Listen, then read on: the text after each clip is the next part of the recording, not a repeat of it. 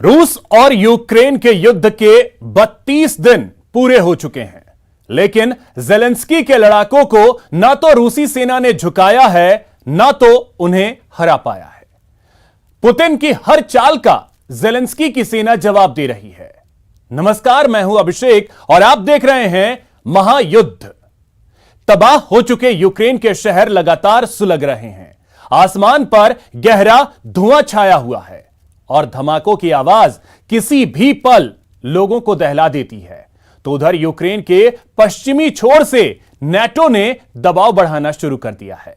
विश्व भर में रूस की घेराबंदी हो रही है। रूस को अलग थलग करने के लिए कूटनीतिक कोशिशें हो रही हैं, लेकिन इन सब के बावजूद रूस रुक नहीं रहा। रूस अब यूक्रेन के परमाणु ठिकानों को भी निशाना बना रहा है। जंग के 33वें दिन खार्किव में रूसी सेना ने न्यूक्लियर लैब पर रॉकेट दागे। जिस पैमाने पर यूक्रेन में तबाही का दौर चल रहा है, उससे तबाही का आकलन करना भी मुश्किल हो रहा है।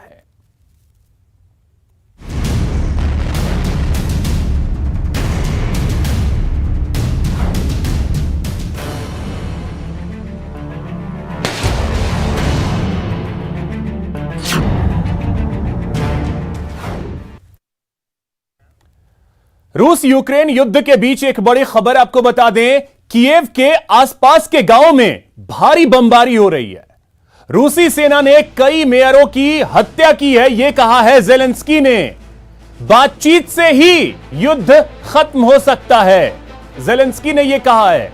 यूक्रेन तटस्थ देश की भूमिका के लिए तैयार है। कीव के बाहरी इलाकों में लगातार बमबारी जारी है और इसी बीच यूक्रेन के राष्ट्रपति वोलोदिमिर जेलेंस्की ने कहा है कि रूसी सेना ने कई मेयरों की हत्या की है। बातचीत से ही युद्ध खत्म हो सकता है। यूक्रेन तटस्थ देश की भूमिका के लिए तैयार है, यह कहा है वोलोदिमिर जेलेंस्की ने।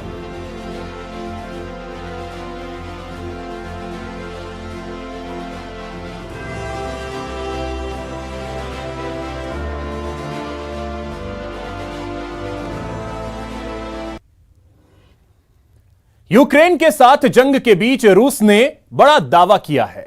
रूस के रक्षा मंत्रालय ने दावा किया है कि उसकी सेना कीव में दाखिल हो चुकी है।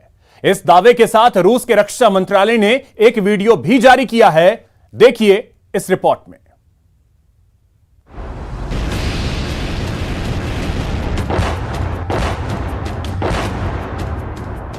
क्या आज कीव पर रूस का कब्जा हो जाएगा?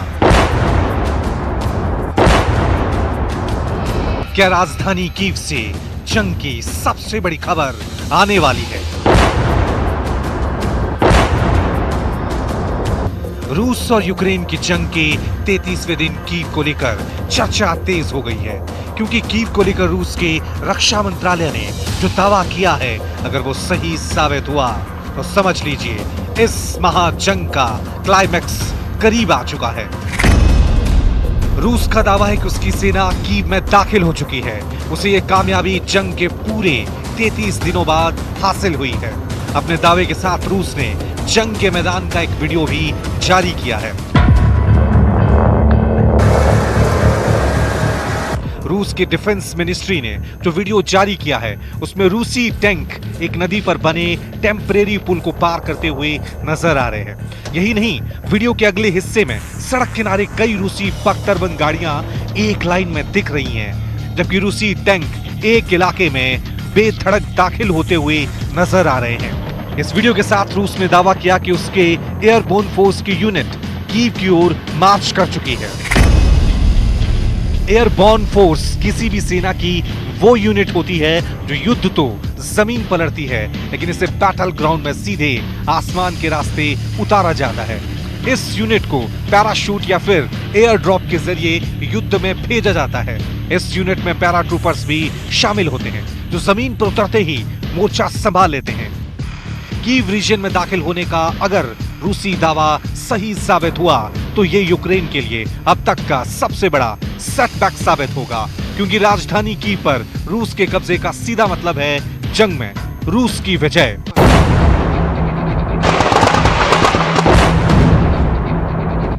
यही नहीं, कीव में अगर रूसी सेना दाखिल हुई तो उसका पहला टारगेट होगा कीव में मौजूद प्रेसिडेंशियल पैलेस, जो राष्ट्रपति जेलेंस्की का आधिकारिक निवास है। हालांकि अब तक ये साफ नहीं कि फिलहाल जेलेंस्की इस वक्त कहां है। रूस की सेना पिछले 33 दिनों से राजधानी कीव में घुसने की कोशिश कर रही थी, लेकिन कीव की जबरदस्त किलेबंदी की वजह से जंग में 1 महीने का वक्त रूस के लिए कम पड़ गया। कीव के आसपास के शहर इरपिन और बूचा पर तो रूस ने बमबारी करके कब्जा कर लिया, लेकिन कीव उसकी पहुंच से दूर ही बना रहा। अब माना जा रहा है कि जमीन के रास्ते में ज्यादा जोखिम की वजह से रूस ने हवाई रास्ते का इस्तेमाल किया ताकि कीव पर उसका कब्जा जल्द से जल्द हो जाए।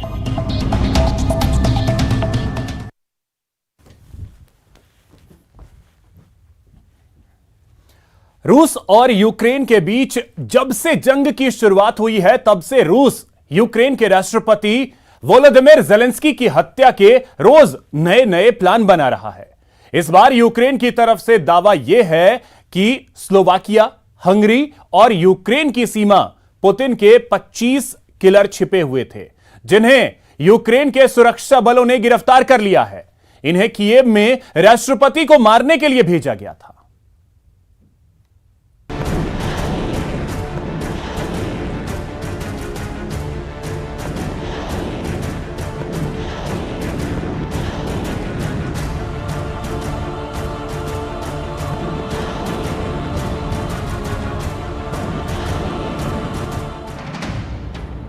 यूक्रेन की जंग जारी, कौन किस पर भारी।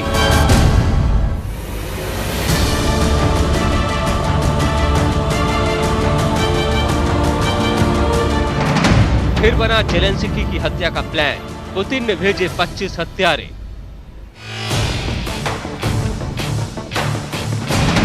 शिकंजे में पुतिन का किल स्क्वाड।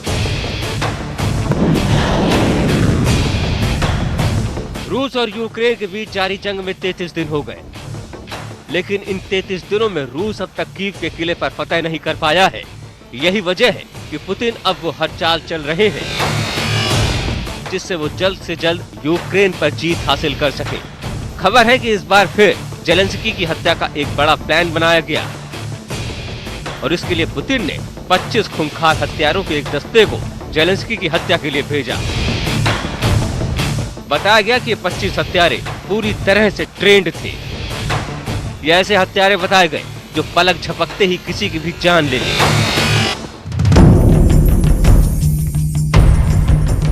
ये हत्यारे अपने मिशन में कामयाब हो पाते उससे पहले ही यूक्रेन की पुलिस को इसकी जानकारी हो गई और इन्हें गिरफ्तार कर लिया गया। यूक्रेन की तरफ से दावा किया गया कि यूक्रेन के राष्ट्रपति वोलोदिमीर जेलेंस्की की हत्या की कोशिश के एक और प्लान को नाकाम किया गया। इस बार यूक्रेन की तरफ से दावा किया गया कि स्लोवाकिया, हंगरी और यूक्रेन की सीमा से लगते यूक्रेन के शहर यूज़गोरोड में इन हत्यारों को गिरफ्तार किया गया। यूज़गोरोड में पुतिन के ये 25 हत्यारे छिपे हुए थे, जिन्हें कीव में राष्ट्रपति जेलेंस्की की हत्या करने के लिए भेजा गया था, लेकिन ये अपने इरादों में कामयाब हो पाते उससे पहले ही इन्हें गिरफ्तार कर लिया गया।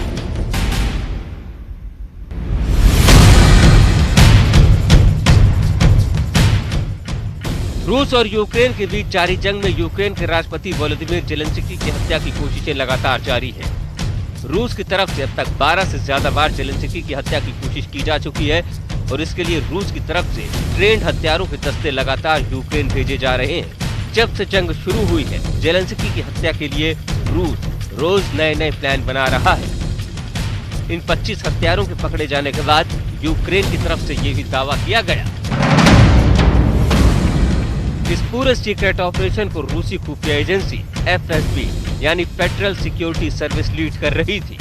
इस किलर स्क्वाड को राष्ट्रपति जेलेंस्की की हत्या के लिए बाकायदा ट्रेनिंग दी गई थी। प्लान के मुताबिक इन सभी हत्यारों को यूज़गोरोड से होते हुए कीव पहुंचना था, जहां उन्हें अपनी साजिश को अंजाम तक पहुंचाना था। लेकिन इससे पहले ही यूक्रेन की पुलिस को इसकी जानकारी मिल गई और पुतिन के हत्यारों के इस स्क्वाड को दबोच दिया गया। यूक्रेन की तरफ से ये भी दावा किया जा रहा है कि जब से जंग शुरू हुई है, तब से लेकर अब तक 12 से ज्यादा बार रूस जेलेंस्की की हत्या की कोशिश कर चुका है।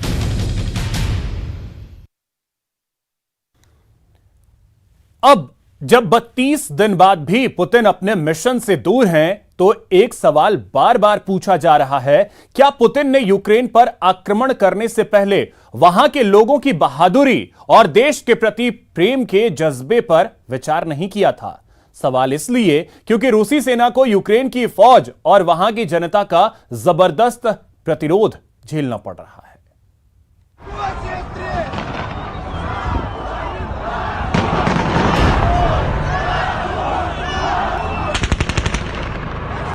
मुल्क के लिए जान हथेली पर रखकर मैदान में उमड़ा लोगों का हुजूम और बीच बीच में सुनाई दे रही गोलियों की तड़तड़ाहट।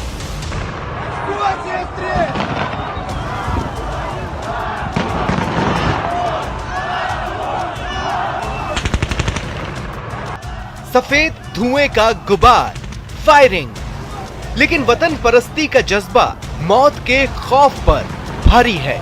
इस प्रदर्शन में समाज का हर तबका मौजूद है।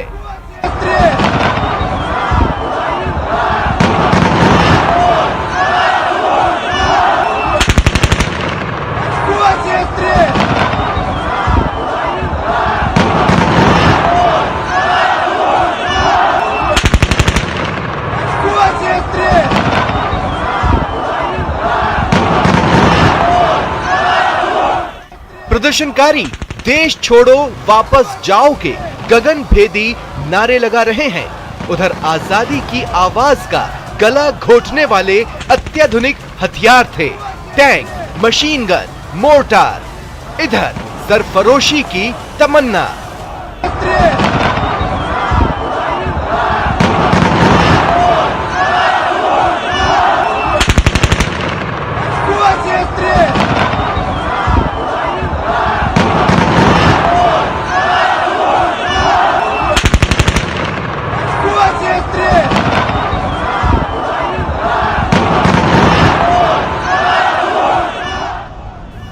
तस्वीरें यूक्रेन के स्लावुतिच की है, जहां रूसी कब्जे के खिलाफ यूक्रेन के नागरिक प्रदर्शन करने पहुंचे थे। वीडियो में निहत्थे नागरिकों का जोश देखा जा सकता है, उनकी देशभक्ति महसूस की जा सकती है। दुनिया की सबसे ताकतवर फौज के सामने खड़े इन लोगों के पास सिर्फ अपने देश का झंडा था, उनका साहस, उनका हौसला था।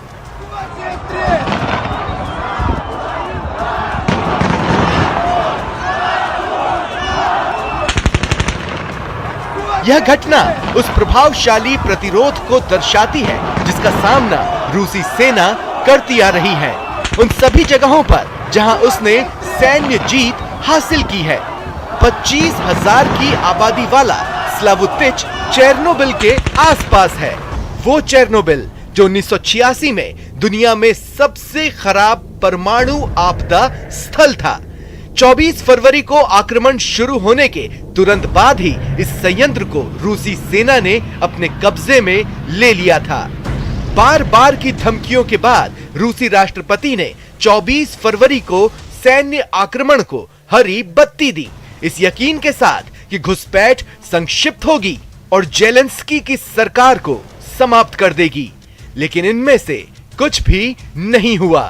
पुतिन को यूक्रेनी सेनाओं की रक्षा शक्ति की उम्मीद नहीं थी और न ही अमेरिका और पश्चिमी शक्तियों के प्रतिबंधों की।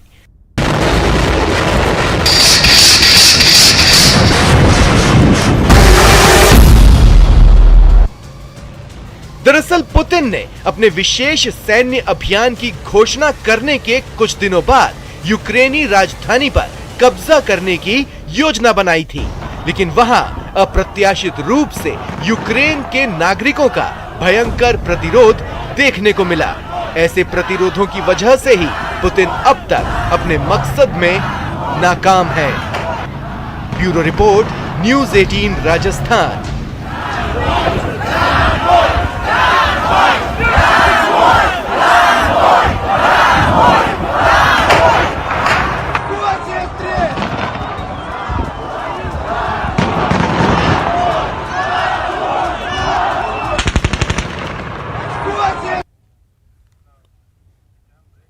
यहां रुकेंगे एक छोटे से ब्रेक के लिए।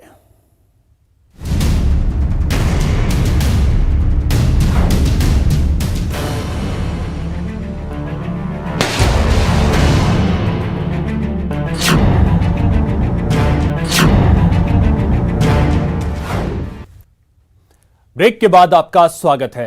रूस और यूक्रेन में जंग 1 महीने बाद भी जारी है। अब तक दोनों पक्षों के बीच हुई वार्ता का कोई सार्थक नतीजा नहीं निकला है। रूस और यूक्रेन के प्रतिनिधिमंडल के बीच अब 28 से 30 मार्च के बीच तुर्की में वार्ता होनी है। एक रिपोर्ट देखिए।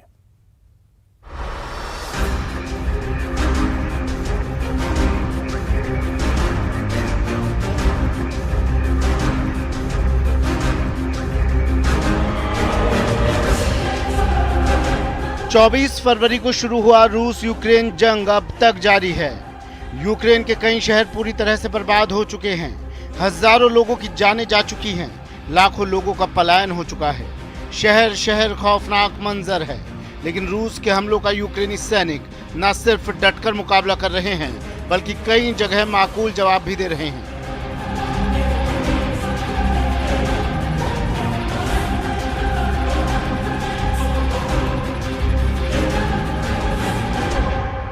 जी हाँ, अमेरिका और नाटो देश लगातार यूक्रेन को हथियार मुहैया करवा रहे हैं, जिससे रूसी सेना को भी यूक्रेन के अहम शहरों पर कब्जा करने में खासी दिक्कतों का सामना करना पड़ रहा है। और पुतिन के पुरजोर प्रयास के बावजूद ज्यादातर मोर्चों पर स्थिति जस की तस बनी हुई है।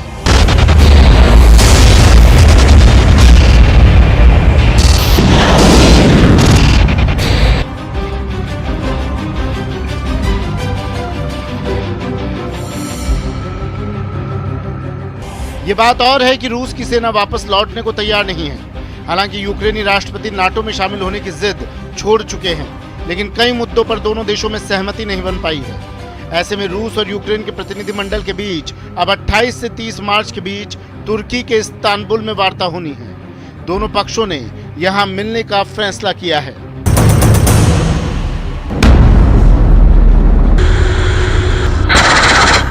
यूक्रेन के एक वार्ताकार और राजनेता डेविड अरखामिया ने फेसबुक पर इसकी जानकारी दी। रूस के प्रमुख वार्ताकार व्लादिमीर मेडिंस्की ने तुर्की को अगली शांति वार्ता के लिए एक लोकेशन के रूप में कंफर्म किया है। व्लादिमीर मेडिंस्की ने कहा कि शांति वार्ता 29 मार्च से शुरू होगी और 30 मार्च को समाप्त होगी। तुर्की के राष्ट्रपति एर्दोगन ने कहा कि रूस और यूक्रेन के बीच 6 वार्ता बिंदुओं में से 4 पर सहमति बन गई है। इसमें यूक्रेन का नाटो में शामिल नहीं होना, यूक्रेन में रूसी भाषा का इस्तेमाल, निरस्त्रीकरण और सुरक्षा गारंटी शामिल है। हालांकि यूक्रेन के विदेश मंत्री दिमित्रो कुलेबा ने कहा कि रूस के साथ प्रमुख बिंदुओं पर कोई सहमति नहीं बनी है, लेकिन दोनों मुल्कों के बीच कई दौर की वार्ता में इन मुद्दों पर चर्चा हुई है।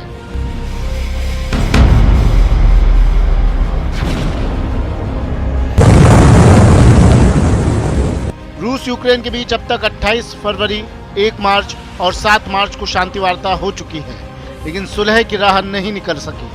सोमवार की मीटिंग से पहले तुर्की के राष्ट्रपति अर्दोगन ने कहा कि 6 पॉइंट में से 4 पर दोनों देशों के बीच सहमति बन गई है, जिसमें यूक्रेन के नाटो में शामिल नहीं होने की शर्त भी शामिल है। इसलिए तुर्की में होने वाली रूस यूक्रेन वार्ता पर दुनिया भर की नजरें टिकी हैं और इसकी वजह भी है। पहले दिन से इस युद्ध पर परमाणु हमले का खतरा मंडरा रहा है।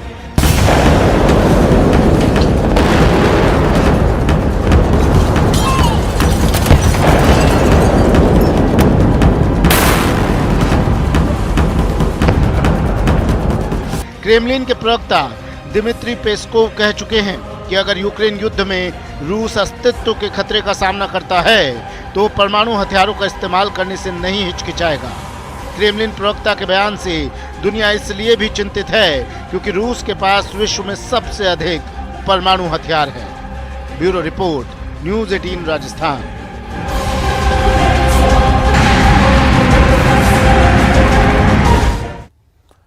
तो महायुद्ध में आज के लिए बस इतना ही। नमस्कार।